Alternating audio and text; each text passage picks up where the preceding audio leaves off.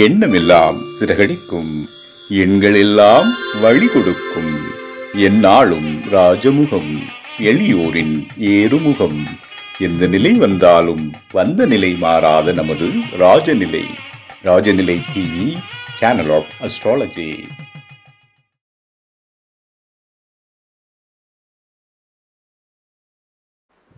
வாழ்க்கையில துன்பம் இல்லாம எதுவுமே இருக்காதுங்க. அந்த துன்பத்தை நம்ம ராஜநிலை எண்களை பயன்படுத்துறதுனால கண்டிப்பா மாற்ற முடியும் அப்படின்னு சொல்லிட்டு உறுதியிட்டு கூற வருகை தரும் பாரம்பரிய ஜோதிடர், ராஜநிலை ஜோதிடர், ஈரோடு உயர் திரு கே பசுபதி ஐயா அவர்களை அன்போடு அழைக்கின்றோம். அனைவருக்கும் இனிய மதிய வணக்கம். ராஜநிலை சேனல் ஆஃப் அஸ்ட்ராலஜி மற்றும் ராஜநிலை டிவி நேயர்கள், முகநூல் நண்பர்கள் அனைவருக்கும் மதிய வணக்கம். இன்று நமது ராஜநிலையினுடைய கருத்தரங்கம் நடைபெற்று கொண்டிருக்கிறது. நமக்கு முன்னாடி 2 ராஜநிலை ஜோதிடர்கள் உங்களிடம் உரையாடி அவருடைய கருத்துக்களையும் பதிவுகளையும் உங்களுக்கு கொடுத்திருந்தார்கள். அனைவரும் சிறப்பாக பணியாற்றினார்கள். அருமையாக கருத்துக்களை உங்களுக்கு கொடுத்திருக்கிறார்கள். அருட்பெரும் ஜோதி, அருட்பெரும் ஜோதி, தனிப்பெரும் கருணை, அருட்பெரும் ஜோதி. பெற்ற தாய் தந்தையரை வணங்கி குலதெய்வத்தையும் எனக்கு ஜோதிடத்தை கற்றுக் கொடுத்த அனைத்து குருமார்களையும் வணங்கி இந்த ராஜநிலை ஜோதிடம் என்கின்ற ஒரு புது மாதிரியான எண்கணிதம் இந்த எண்கணிதத்தை நமக்கு கற்றுக் கொடுத்து அதன் மூலமாக வாழ்வதற்கான வழிகளை அமைத்து கொடுத்த நமது ராஜநிலை ஆசான் உயர் திரு ஐயா ராஜசேகர் ஐயா அவர்களுக்கு மனமார்ந்த நன்றியையும் தெரிவித்துக் கொண்டு, வணக்கத்தையும் தெரிவித்துக் கொண்டு, நாம் இன்றைய தலைப்பில் என்ன பார்க்க போகிறோம் என்றால், மனித வாழ்வு என்பது என்ன? துன்பங்கள் நிறைந்ததே மனித வாழ்வு. ஏனென்றால் மனிதன் என்பவன் பிறப்பதற்கு கர்மா என்கின்ற அடிப்படையே முதல் காரணமாக அமைகிறது. நமக்கு இறைவன் 7 வகையான பிறவிகளை கொடுத்திருக்கிறார். புல், பூண்டு, மிருகங்கள், பறவைகள், ஊர்வன, பரப்பன என்று தேவர்கள் ஆகிய 7 பிறப்புகள் இருந்தாலுமே இந்த மனித பிறவி என்பது மிகப்பெரிய ஒரு பிறவி. இந்த மனித பிறவியை இறைவன் ஒவ்வொரு உயிருக்கும் கண்டிப்பாக வழங்குகிறார். மற்ற பிறவிகளில் அவர்கள் செய்த வினைகளுக்கு ஏற்ப மனித பிறவியை கொடுத்து இந்த மனித வாழ்வு ஏன் தருகிறார் என்றால், பிறப்பில் மானிட பிறப்பு மிக சிறந்த பிறப்பு என்பது எதற்கென்றால், நாம் இந்த மானிட பிறப்பை பெற்று அதன் மூலமாக இறைவனை அடைய வேண்டும் என்பதற்கான நோக்கத்திற்காகத்தான் இந்த மானிட பிறவியை இறைவன் அளிக்கிறார். இந்த மானிட பிறவி என்பது கர்மங்கள் நிறைந்ததான் பிறப்பு. இந்த மானிட பிறவியில் நாம் முன் ஜென்மத்தில் செய்த வினைகளுக்கு ஏற்பத்தான் நம்ம ஜனனம் நிகழ்கிறது. ஏன்னா நம்ம ஒரு ஜாதகம் ஒருவர் பிறந்தாலே நம்ம என்ன எழுதுனா, ஜனனி ஜன்ம சௌக்கியானாம் வர்த்தனி குல சம்பதாம் பதவி பூர்வ புண்ணியானாம் லிக்கியதே ஜென்ம பத்திரிகா என்ற ஒரு தலைப்பை போட்டு தான் நம்ம எழுதுறோம். ஏன்னா இந்த குழந்தை முற்பிறவிகளில் என்ன செய்து பிறந்தது, இப்பிறவியில் இது எதை தொட்டு அனுபவிக்க போகிறது என்ற கர்மாக்கள் நிறைந்தது தான் இந்த மனித வாழ்வு. ஆகவே இங்கே அனைவருமே பிறந்த அனைவருமே சந்தோஷமாகவும் நிறைவாகவும் வாழ்வதற்காக இந்த வாழ்க்கையை இறைவன் கொடுப்பதில்லை. துன்பங்களும் இன்பங்களும் இணைந்துதான் இந்த வாழ்வை இறைவன் கொடுக்கிறார். அப்ப இந்த துன்பம் என்பது மட்டுமே நாம் என்ன சொல்கிறோம் என்றால், நம்ம கஷ்டப்படுறோம், துன்பப்படுறோம், இது எனக்கு சிக்கலா இருக்குன்னு நம்ம வருத்தப்படுறோம். இது ஏன் இந்த துன்பம் வந்தது அப்படின்னா, நாம் முற்பிறவிகளில் செய்த இந்த வினைகளை இங்கே அதன் மூலமாக சரிப்படுத்துகிறோம். இதுதான் இந்த துன்பம். அப்ப மனிதன் துன்பத்தை சில பேர் பார்த்தீங்கன்னா ஏற்று வாழ்வாங்க. அது ஏற்றுக்கொள்ள துன்பங்களை நம்ம ஈஸியா ஏத்துக்கிறோம். ஒரு உடம்பு செல்ல ஏத்துக்கிறோம். ரொம்ப முடியல அப்படின்னா நம்ம பெட்ல அட்மிட் ஆகிறோம். அவ்வளவுதான் விஷயம். அப்ப சாதாரண காய்ச்சல், சாதாரண தலைவலி, சாதாரணமான பிரச்சனைகள், ஈஸியா நம்மளால் தவிர்க்கக்கூடிய விஷயங்கள் எல்லாமே நமக்கு துன்பங்கள் தான். இந்த துன்பங்களை நம்மால் சரி செய்ய முடியும் என்று கூறும்போது நாம் அதை ஈஸியா அப்சர்வ் பண்ணி அதை சரி பண்ணிக்கிறோம்.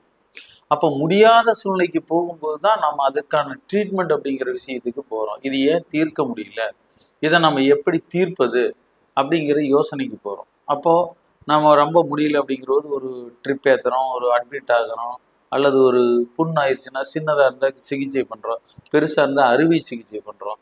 அப்போ தேவையில்லாத விஷயங்களை நாம் தூக்கி எறிகிறோம், கட் பண்ணி எடுக்கிறோம். இப்போ இந்த மாதிரியான துன்பங்கள் அப்படிங்கிறதே நமக்கு கர்மாக்கள் நிறைந்த பிரச்சனைகள் நிறைந்த பகுதிகள் தான். இதில் நம்ம அதை சரிப்படுத்த முடியும் அப்படிங்கிறது இங்கே விதி பயன்தான். நம்மளே அதை சரிப்படுத்திடுவோம், அதை நாம் சரிப்படுத்தி வாழ்ந்துருவோம் அப்படிங்கிற போது நமக்கு விதிப்பயன் நல்லா இருந்துச்சு அப்படின்னா அங்கே நல்ல விஷயங்கள் ஆட்டோமேட்டிக்காக நம்ம மாற்றிடலாம். இங்கே இந்த துன்பங்களை நீக்க முடியாத அளவுக்கு இருக்கும்போது தான் அவன் ரொம்ப சிக்கலாகி அவன் வாழ்க்கையில் நான் கரெக்டாக தான் போயிட்டு இருந்தோம், ஆனால் நமக்கு ஏன் இப்படி ஒரு சிக்கல் வந்தது, நான் நல்லதானே செஞ்சேன், ஆனால் நமக்கே இந்த மாதிரியான விஷயங்கள் நடக்குது அப்படின்னு புரியாத வாழ்கிறார்கள். அப்போ இந்த புரியாத வாழும்போது தான் இதை நீக்குவதற்கு பல விஷயங்களை நம்ம தேடுறோம். துன்பத்தை நீக்கி வாழணுங்கிறதுக்காக கோயில்களுக்கு போகிறோம், பெரியவங்க சொல்கிறத கேட்குறோம், நமக்கு என்ன தோணுதோ அதை செய்கிறோம், இதை எப்படி மாற்றிக்கலான்னு செய்கிறோம். இதில் நம்மளுடைய ஜாதகம் அஸ்ட்ராலஜி அப்படிங்கிறது மிகப்பெரிய ஒரு பங்கு வகிக்குது. ஏன்னா ஒவ்வொருத்தருக்குமே இந்த துன்பம் நிறைந்த வாழ்க்கையை இறைவன் கொடுத்தாலுமே, இப்போ எல்லாரும் ஒரே ராசி, ஒரே நட்சத்திரம், ஒரே லக்னமாக இருந்தாலுமே அவர்களுக்கான விதிப்பயன் அங்கே வேறையா வைக்கிறாரு. இது என்ன விஷயம் அப்படின்னா சாதாரணமாகவே எளிமையாக பேசலாம். இப்போ நம்ம பார்த்தீங்கன்னா ஒரு வீட்டில் ஒரு சமையல் செய்கிறோம் அப்படின்னா சமையலுக்கு தேவையானது என்ன? சாம்பார் சாதம் வைக்கிறோம்னா அரிசி, பருப்பு, காய்கறி, அதற்கு உபகரணங்களான சின்ன சின்ன ப்ரொவிஷன்ஸ் எல்லாம் தேவை. ஆனால் அதே எல்லாருக்கும் அதே கண்டென்ட் தான். இது எதுவும் மாற போகிறதில்ல. சாதாரண டீ வைக்கணும்னா என்ன தேவை? பால் வேணும், டீ தூள் வேணும், சர்க்கரை வேணும், அவ்வளோதான். வேற ஒன்றும் மிக்சிங் பண்ண போகிறதில்ல. இவ்வளோதான் விஷயம். அப்போ காஃபி வைக்கணும்னா காஃபி தூள் தேவை. அந்த டீ தூள் எடுத்துகிட்டு நம்ம காஃபி தூள் போட போகிறோம், அவ்வளோதான். இங்கே கண்டென்ட் என்பது பொது. அப்போது இறைவன் என்பவன் இங்கே எல்லாருக்குமே பொதுவான விஷயங்கள் கொடுத்துருக்கான். ஆனால் அந்த காஃபி போடும்போது ஒவ்வொருத்தருக்கு தகுந்த மாதிரி அதனுடைய டேஸ்ட் மாறுது இல்லையா? டீ போடும்போது டீனுடைய டேஸ்ட் மாறும். அப்போ சமையல் பண்ணும்போது சமையலினுடைய ருசி மாறும். அப்போ இங்கே என்ன விஷயங்கள் இறைவன் கொடுக்குறான்னா அது அவர்கள் பயன்படுத்தக்கூடிய முறை, அவர்கள் அதை எப்படி அப்சர்வ் பண்ணி அதை செயல்படுத்துகிறாங்களோ அதற்கான முறை, இதுதான் இங்கே கர்மா, வேற ஒன்றுமே இல்லை. என்னதான் மனித வாழ்வு, எல்லாருமே மனுஷன்தான், யாருக்கு என்ன மேட்டர் இருக்கு? எல்லாரும் ஆண் பெண்ணுங்கிற ஒரு இணைவில் தான் இருக்கும். எல்லாருக்குமே 5 விதமான ஐம்புலன்களை இறைவன் கொடுத்துருக்காரு. அவங்களுக்கான வாழ்வியலுக்கு தேவையான அனைத்து உறுப்புகளையும் கொடுத்துருக்காரு. இதுதான் உண்மை. யாருக்கும் எதையும் குறை வைக்கல இறைவன். ஆனாலும் ஏன் ஒவ்வொருத்தரும் நாம வேறு விதமா வாழ்றோம், ஏன் ஒரே மாதிரி ஒருத்தர் வாழ முடியல அப்படின்னா இங்க இதான் விஷயம். கொடுக்கக்கூடிய இறைவன் எல்லாருக்கும் சமமாகவே இறைவன் கொடுத்தாலுமே அதை பயன்படுத்தக்கூடிய முறை என்பதுதான் இங்க மாறுபடுகிறது. இதை எப்படி நாம பயன்படுத்துறோமோ அதற்கு தகுந்தவாறு தான் நம்ம வாழ்வியல். அப்ப அந்த டீ போடுறதுல கூட ஒரு வித்தியாசம் இருக்கு. ஒருத்தர் தூள் எச்சா குடிப்பாங்க, ஒருத்தர் பால் டிகேஷன் லைட்டா குடிப்போம். நம்ம போய் ஒரு டீ கடைக்காரன்ட்டு டீ சொல்லும் போது பாத்தீங்கன்னா பாவம் டீ மாஸ்டர் ரொம்ப யோசனை பண்றான். ஏன்னா அவன் டீ போடுறதுக்கு 4 டீ வரும். 4 டீக்கில் ஒருத்தர் சொல்லுவான் எனக்கு லைட்டா போடுமா, ஒருத்தர் டிகேஷன் கம்மியா போடுமா, இன்னொருத்தர் சர்க்கரை கம்மியா போடுமா, இன்னொருத்தர் தூக்கலா போடுமா. அந்த ஒரு டீ போடுறதுக்கு அவன் 4 விதமா யோசிச்சுதான் டீ போட வேண்டியதா இருக்கு. ஆனா அவங்ககிட்ட இருக்கிறது எல்லாமே ஒரே பால், ஒரே டீ தூள், ஒரே சர்க்கரை தான். ஆனா இந்த 4 பேர்த்தையும் திருப்திப்படுத்தினா தான் திரும்ப 4 பேரும் அந்த டீ கடைக்கு டீ குடிக்க வருவோம்.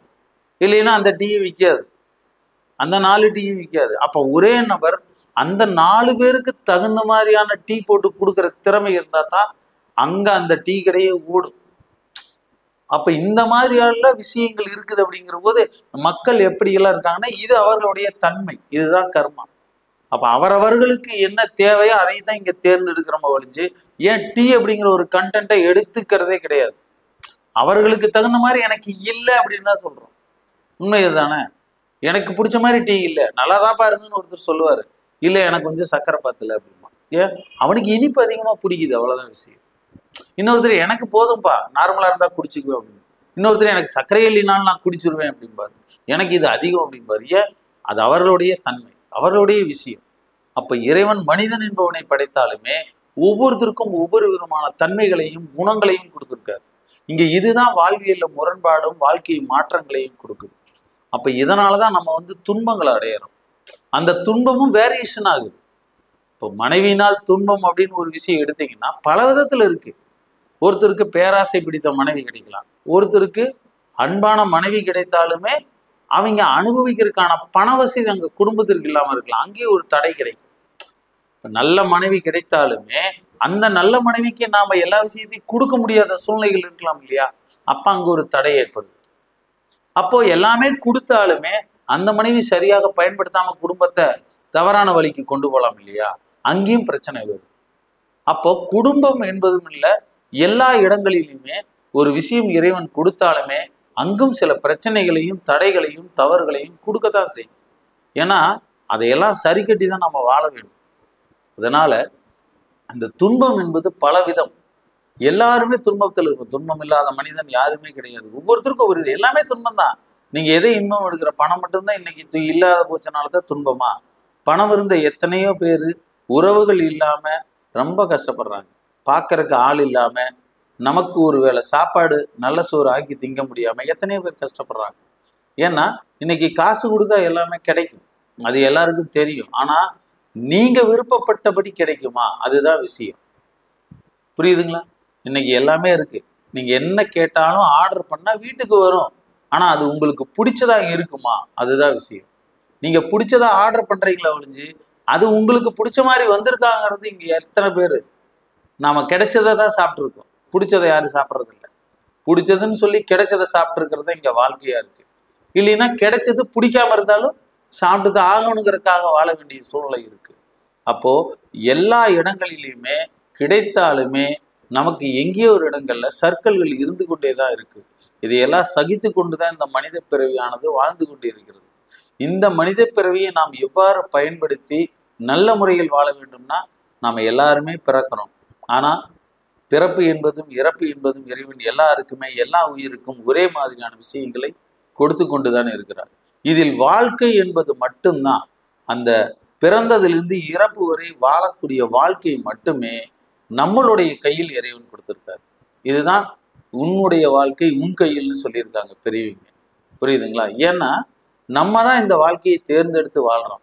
அந்த கொடுத்த வாழ்க்கையை எப்படி சிறப்பா வாழ போறோம் அப்படிங்கிறதா விஷயம். இங்க பல தலைவர்கள் சொல்லியிருக்காங்க இல்லையா?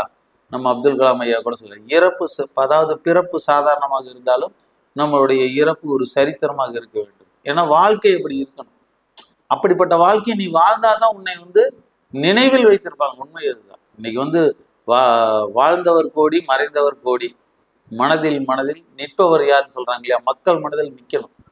அது நம்ம முதல்ல நம்ம சுற்றி இருக்கிற மனசில் நினைங்கன்னா போதும். அவங்க பெரிய தலைவர்களா இருந்ததுனால நாட்டு மக்கள் மனதில் நிக்கணுங்கிறதுக்காக பாடுபட்டாங்க.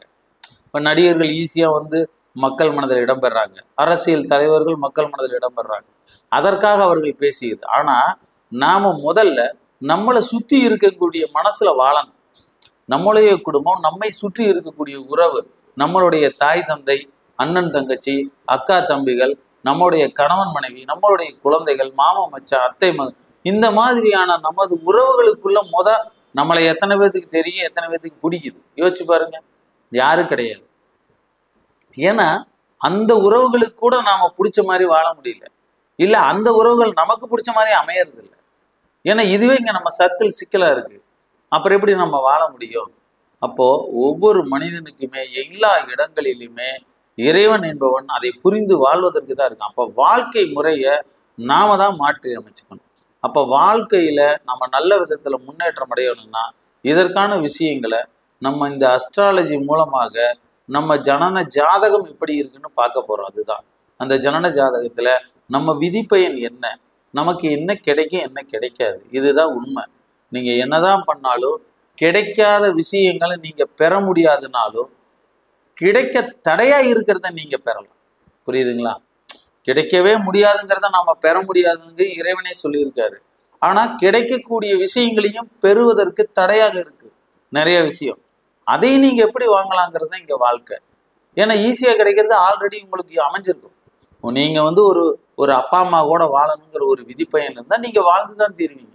ஆனா அந்த அப்பா அம்மா கூட நல்ல முறையில வாழ்றோமா, அவங்களுக்கு நமக்கான உறவு முறை சுமூகமா இருக்கா, ஏன் அது முரண்பாடா இருக்கு, இப்ப அவங்ககிட்ட இருந்து நமக்கான விஷயங்கள் நல்லபடியா கிடைக்குதா? இப்போ ஒரு குழந்தை இருக்குன்னா ஒரு தாயும் தந்தையும் என்ன பண்ணுவாங்க, அந்த குழந்தைக்கு தேவையான விஷயங்களை எல்லாத்தையும் கொடுக்கணும்.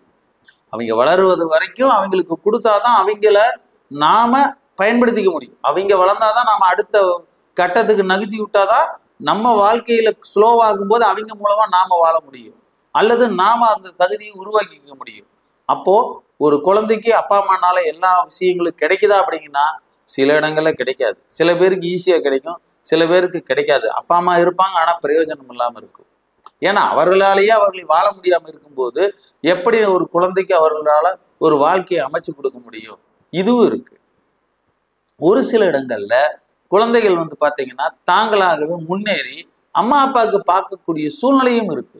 இது ஏன் அப்படின்னா இந்த விதிப்பயன் தான் இங்க வேலை செய்யுது.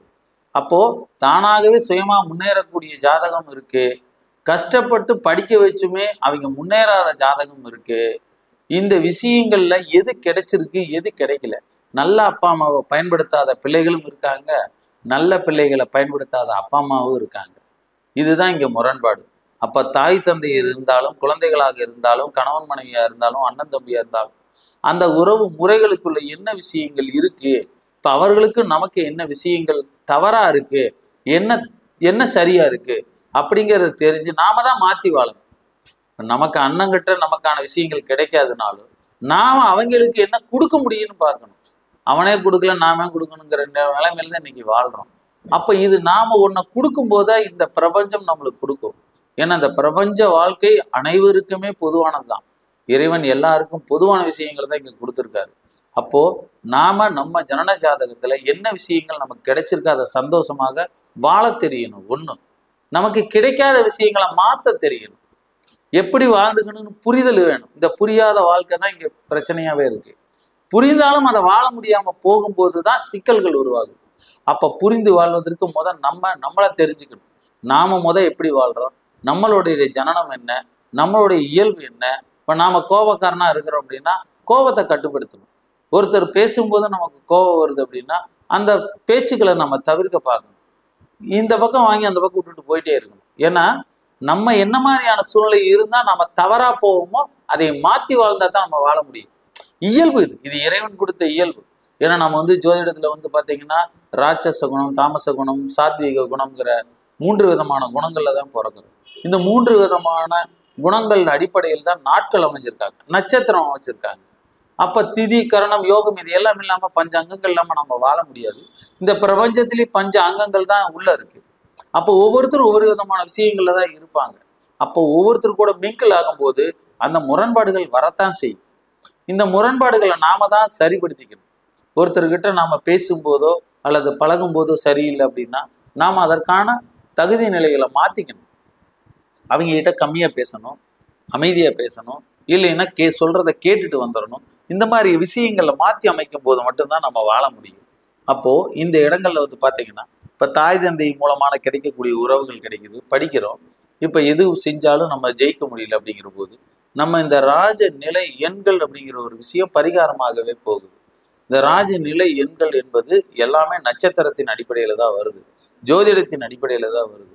அப்போ நம்ம இப்போ படிச்சு நமக்கு ஒரு வேலை கிடைக்கணும் அப்படின்னா நம்மளுடைய 2, 6, 10 என்பது குடும்பத்திற்கு வருமானம், 6ஆம் இடத்திற்கு தொழில், 10ஆம் இடத்திற்கு நமக்கான சுய உத்தியோகம் அல்லது கவர்மெண்ட் சார்ந்த உத்தியோகம் அல்லது சுய தொழில்கள் அல்லது நமக்கு கிடைக்கக்கூடிய பவர், அதாவது அரசியல் செல்வாக்கு அல்லது நமக்கான திறமை, தனித்திறமைகள், அதை சார்ந்த வருமானம், இது எல்லாமே இருக்கு.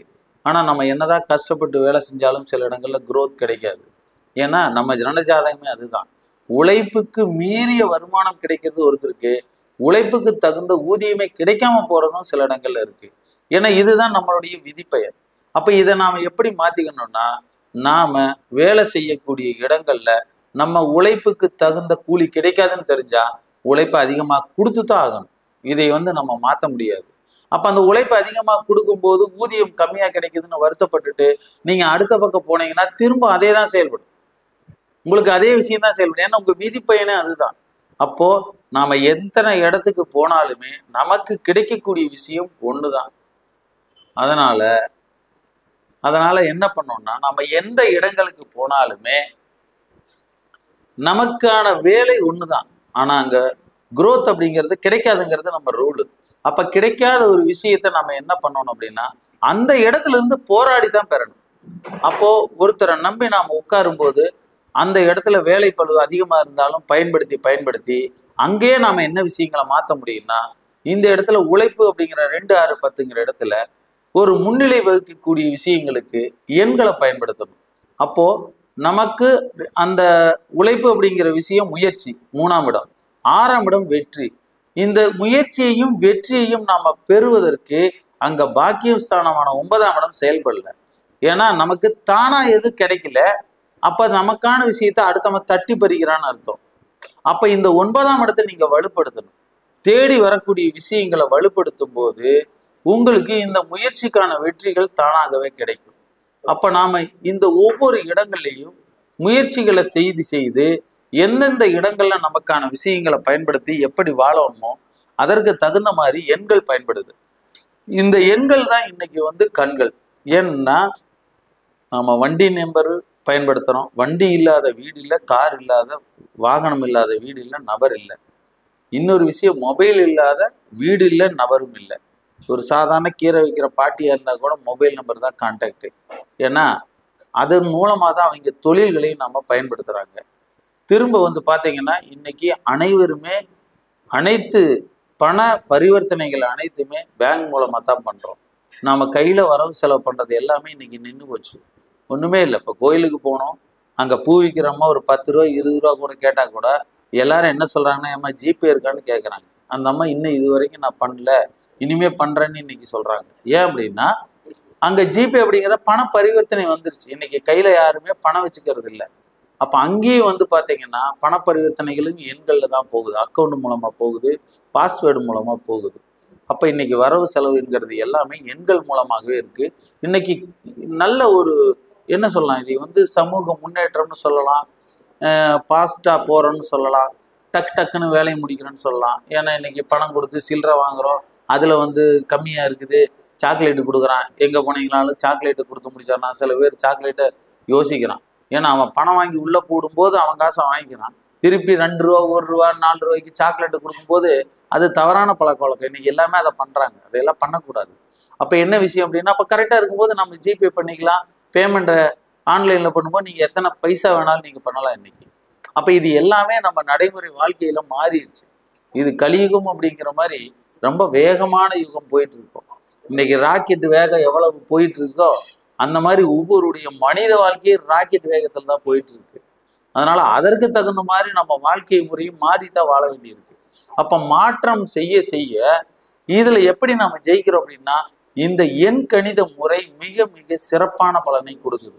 இப்ப எல்லா இடங்களையும் நம்ம கருத்தரங்கத்துல எல்லா நண்பர்களும் சொன்னது எல்லாமே ஒவ்வொருத்தரும் ஒரு எக்ஸாம்பிளோட உங்களுக்கு சொல்றாங்க. ஒரு வந்த வாடிக்கையாளருக்கு மாத்தி கொடுத்துருக்கோம், இது செயல்பட்டு இருக்கு அப்படின்னு.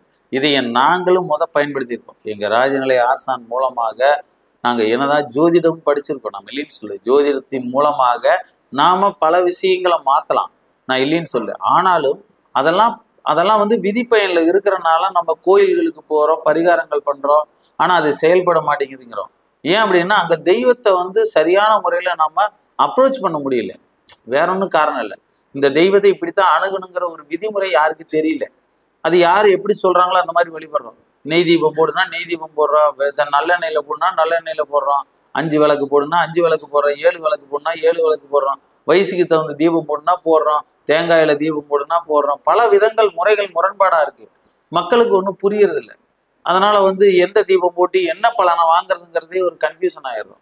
ஆனா இங்க இது பாத்தீங்கன்னா என்ன சொல்லலாம், நாகரிகமான சூட்சமான எளிய பரிகாரம். ஏன்னா இந்த எண்கள் கண்டிப்பாக கிரகங்கள் தான், வேற எதுவும் இல்லை. இதுவும் கிரகங்கள் தான். இந்த கிரகங்களை நம்ம ஆக்டிவேட் பண்றோம், நட்சத்திரத்தின் மூலமாக ஆக்டிவேட் பண்றோம். அப்ப இந்த நட்சத்திரத்தின் மூலமாக இந்த கிரகங்களை ஆக்டிவேட் பண்ணும்போது உங்களுக்கு மைனஸா இருக்கக்கூடிய இடத்துல போய் பாசிட்டிவான அதே கிரகத்திற்கு எது பாசிட்டிவ்னு இருக்கு, நன்மை தீமை தான் 2 கிரகங்களும் செய்யுது. ஏன்னா எல்லாமே இங்க சமப்பட்டு தான் இறைவன் வச்சிருக்காரு. கிரகங்கள் என்பது சமமாகத்தான் இருக்கு, நல்லதும் செய்யும் கெட்டதும் செய்யும். நம்ம கர்மாவுக்கு தகுந்த மாதிரி அவர் மாத்தி வேலை செய்வார், அவ்வளவுதான். நம்ம சொல்லணும், ஒரு அப்பா அம்மா ஒரு பையனுக்கு நல்லது செஞ்சா எங்க அப்பா அம்மா நல்லது பண்ணாங்க, எங்க அப்பா அம்மா வாழ்கன்னு சொல்றான் பையன். அதே அப்பா தண்ணி போட்டுட்டு குடும்பத்திற்கு பணம் கொடுக்காம இருந்து இவன் கஷ்டப்பட்டு அந்த குடும்பத்தை பயன்படுத்தும் போது என்ன சொல்றான், எங்க அப்பா இருக்கான் பாரு, அவன் இருக்கிறது ஒன்றும் இல்லாதவன்னு சொல்றான். அப்ப என்ன விஷயம், அதே அப்பா அம்மா தான் நல்லவனாகவும் ஒருத்தங்கிட்ட இருக்காங்க, ஒரு இடத்துல கெட்டவங்களாகவும் தெரியுறாங்க. அதே மாதிரிதான் கிரகங்கள் இருக்கு. ஒரே கிரகம் 2 விதமான முகங்களோட தான் வாழுது. நாமளும் அப்படிதான் இருக்கிறோம். ஒருத்தனுக்கு நல்லவன், ஒருத்தனுக்கு கெட்டவனா தான் வாழ்றோம். நம்மளை எல்லாருமே நல்லவன் யார் சொல்ல போறான்? ஒருத்தரும் சொல்ல போறதில்லை. நம்ம பொண்டாட்டியா இருந்தாலும் ஒரு நேரத்துல நல்லவன் சொல்லுவாங்க, ஒரு நேரத்துல கெட்டவன் சொல்லுவாங்க. நம்ம மகனா இருந்தாலும், நம்ம அண்ணன் தம்பியா இருந்தாலும் அப்படிதான் சொல்லுவாங்க. எப்ப அவர்களுக்கு பயன்படும் போது நம்ம நல்லவன், பயன்படாத போது கெட்டவன். அவ்வளவுதான் விஷயம். இது இந்த 2 தான். ஒருத்தருக்கு நாம உபயோகப்பட்டா நல்லவனாக தெரிவோம். உபயோகம் இல்லாத போது அவர்களுக்கு பயன்படலை அப்படின்னா அது தேவையில்லாத மாறிடு. அங்க நாம ஒதுக்கப்படுவர்களாக மாறிடுறோம். கெட்டவன்கிறோம், ஒதுக்கப்படுகிறோம். அப்ப இந்த கிரகங்களும் அப்படிதான் இருக்கு. அப்ப நமக்கு இந்த கிரகம் இந்த விஷயத்தை கஷ்டப்படுத்தி தான் கொடுக்குன்னு இருக்கு. இவ்வளவுதான் விஷயம். ஈஸியா கிடைக்கக்கூடிய ஒரு விஷயத்த இவன் கஷ்டப்பட்டு தான் இந்த பலனை வாங்கணுங்கிறத இங்க விதிப்பயன்ல இருக்கும்போது அதை நாம மாற்றி அமைக்கிறதுக்கு அந்த கிரகத்தினுடைய வலுவான எண்ணெய் அங்க வச்சு நாம பயன்படுத்தும் போது என்ன ஆகும் அப்படின்னா நமக்கு அது கொஞ்சம் கஷ்டம் கொஞ்சம் குறையும். இப்ப நீங்க 70% 80% வேலை செஞ்சு 40% growth பண்றீங்க, அதுக்கான ஊதியத்தை வாங்குறீங்க. இப்ப நாம என்ன பண்றது? இதைய நீங்க 80% 100% 120% கஷ்டத்தை பண்ணாலும் ஒரு 70% நம்ம கிடைச்சா கூட போதும். ஏன்னா பாதி கூட எனக்கு கிடைக்கல, நான் கஷ்டப்படுறதுக்கு தகுந்த கூலி பாதி கூட எனக்கு growth கிடைக்க மாட்டேங்குது அப்படின்னு நம்ம எண்றோமா இல்லையா?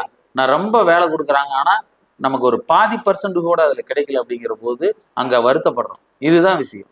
அப்போ நாம ஒரு 70% வேலை செஞ்சாலும் 60% வேலை செஞ்சாலும் ஈஸியா நமக்கு ஒரு அந்த 60% பெற்று தருவதற்கு இந்த கிரகங்கள் எண்களின் மூலமாக மாற்றி அமைக்க முடியும். இதுதான் இங்க பயன்படுத்துறோம். இது ஏடிஎம் பின் நம்பர்ல மாத்திரம், மொபைல் நம்பர்ல மாத்திரம், நம்மளுடைய ஒவ்வொரு இடத்துலையுமே பயன்படுத்தக்கூடிய எண்கள் மூலம் நம்ம ஜோதிடர்கள் சொன்ன மாதிரி தினமும் ஆக்டிவேட் பண்ணலாம். தினமுமே இந்த எண்களை பயன்படுத்தி நம்ம ஒரு இடத்துல போற இடத்துல சக்சஸ் ஆகணும்னாலும் அதற்கு தகுந்த மாதிரி எண்களை பயன்படுத்தி நாம இங்கே ஜெயிக்க முடியும். அதாவது நாம கஷ்டப்படுறோம், வேலை செய்யறோம், முயற்சி எடுக்கிறோம், எல்லாமே உண்மைதான். முயற்சி இல்லாம இன்னைக்கு எதுவுமே ஜெயிக்க முடியாது. முயற்சி தான் திருவினையாக்கும். அப்போ முயற்சி பண்ணினாலும் அது சக்சஸ் ஆகலை அப்படிங்கிறதுக்காகத்தான் இந்த விஷயத்த பேசுறோம். அப்ப நாம முயற்சி எடுக்கிறோம், அந்த இடத்துல பயிற்சி பண்றோம், அதாவது அதை நாம செயல்படுத்துறோம், செயல்படுத்தி வெற்றி பெறணும். அந்த வெற்றி கிடைக்க போகல அப்படிங்கிற போது நமக்கு கம்மியா இருக்கு அப்படிங்கிற போது நம்ம இந்த விஷயங்களை பயன்படுத்துறோம். இதுதான் உண்மை. அப்போ ஈஸியா வெற்றி பெறுவது எப்படி, அதிகப்படியான குரோத்தை பெறுவது எப்படி அப்படிங்கிற விஷயங்கள் தான் இங்க இருக்கு. அப்போ நாம் ஒரு 100% 120% கஷ்டப்பட்டு 40-50% வெற்றி பெறுவதற்கு பதிலாக நாம 70% முயற்சி எடுத்தாலும் 80%க்கு மேல வெற்றி பெறணும், அதற்கான குரோத் பன்மடங்கு நமக்கு கிடைக்கணும் அப்படின்னா இந்த எண்கள் மூலமாக மாற்றி அமைக்கலாம். இது மிக மிக அனைவருமே அனுபவப்பட்டதுதான். நாங்க சொன்ன மாதிரி முதல்ல சொன்ன மாதிரி ஜோதிடம் படிச்சாலுமே இந்த எண்களை பயன்படுத்தி நாங்களும் வெற்றி அடைஞ்சிருக்கோம். ஏன்னா இங்க உண்மையை நம்ம பேசிதான் ஆகணும், நம்ம பொய் பேசக்கூடாது. அப்ப நாமளும் அந்த எண்களை பயன்படுத்தி வெற்றி பெற்றதுனால மக்களுக்கும் அது பயன்படுத்தணுங்கிறதுக்காகத்தான் இந்த விஷயங்களை நம்ம கருத்தரங்கள் மூலமாக நம்மளுடைய அனுபவத்தையும் நம்ம கொடுக்குறோம். நம்ம கிட்ட வரக்கூடிய வாடிக்கையாளர்கள் ஜெயிச்சிருக்காங்க. இதையெல்லாம் மாத்தி கொடுத்ததுனால அவங்க வாழ்க்கை முறை மாறி இருக்குன்னு சொன்ன அந்த கிரெடிட் தான் இப்ப எல்லாருமே கொடுக்குறோம். இந்த கிரெடிட் எல்லாருக்கும் போய் சேரணுங்கிறதுக்காகத்தான் நாம இந்த விஷயங்களையே வெளிப்படுத்துறோம். ஏன்னா இன்னைக்கு வாழ்க்கையில எந்த விஷயத்த நாம மாத்தி வாழ முடியும் அப்படின்னு தேடிக்கிட்டு இருக்கோம். தேடல் தான் இந்த உலகம். எப்படி தேடுறோம்? ஒவ்வொரு இடத்துலையும் தேடுறோம். சாப்பிடுவதற்கு கூட நல்ல கடை வேணும்னு தேடுறோம். அது மாதிரி வாழ்வதற்கு எத்தனை வழிகளை தேடுறோம். வேலைகளுக்கு தேடுறோம், அந்த வேலைகளில சம்பளங்கள் எத்தனை வித்தியாசம் இருக்கு நாம அதை தேடுறோம். கம்பெனிகளை தேடுறோம். சாப்பாட்டுக்கே கடையை 4 கடை தேடுறோம். ஒவ்வொரு கடையிலும் ஒவ்வொரு வித்தியாசம். எல்லா கடையிலும் ஒரே மாதிரி இருந்தா கூட இந்த கடையில இந்த விஷயம் நல்லா இருக்குன்னு சொல்லி தேடி போறோம். அது மாதிரிதான் விஷயம். இங்க தேடல்கள் இல்லைன்னா மனித வாழ்க்கை மிக மிக கஷ்டம் வாய்ந்ததாயிரும். தேடிக்கிட்டே இருக்க மட்டும்தான் அந்த வாழ்க்கை சுவாரஸ்யமாகவும் இருக்கும். தேடல் நின்றுச்சுன்னா மனித வாழ்க்கையே நின்று போயிடும். அதனால தேடல்கள் இருக்கத்தான் வாழ்க்கை வாழ்ந்துகிட்டே இருக்க முடியும். அதனால ஒவ்வொருவருமே நம்ம மனித வாழ்க்கையில் இருக்கக்கூடிய துன்பங்களை களைவதற்கு தான் தேடிக்கிட்டு இருக்கிறோம், ஓடிக்கிட்டே இருக்கோம். இந்த ஓடி நாம ஓய்ந்து போகாமல் இந்த ராஜநிலை எண்களை அணுகி, ராஜநிலை ஜோதிடர்களை அணுகி நீங்கள் அவர்கள் மூலமாக உங்களுடைய ஜாதக பலன் மூலமாகவும் அனைவருமே உங்க வாழ்க்கை முறையில் இருக்கக்கூடிய துன்பத்தை எப்படி மாற்றிக்கணுங்கிற முறைப்படி பயன்படுத்தி அனைவருமே வெற்றி கண்டு எல்லாருமே நல்ல துன்பத்திலிருந்து வாழ்ந்து சந்தோஷமாகவும் நிறைவாகவும் இந்த பிரபஞ்சம் கொடுத்த இந்த மனித வாழ்வை சிறப்பாக பயன்படுத்தி வாழ வேண்டும் என்று அனைவருக்குமே வாழ்த்தி, அனைவரும் வாழ்வாங்கு வாழ வேண்டும் என்று இந்த பிரபஞ்சத்தையும் வணங்கி, என்னுடைய குருமார்களையும் வணங்கி, இந்த வாய்ப்பையும் அளித்த ராஜசேகர் ஐயா அவர்களையும் நன்றியும் தெரிவித்து, மேலும் மேலும் அனைவரும் வாழ்வாங்கு வாழ வேண்டும் என்று வாழ்த்தி விடைபெறுகிறேன். நன்றி, வணக்கம்.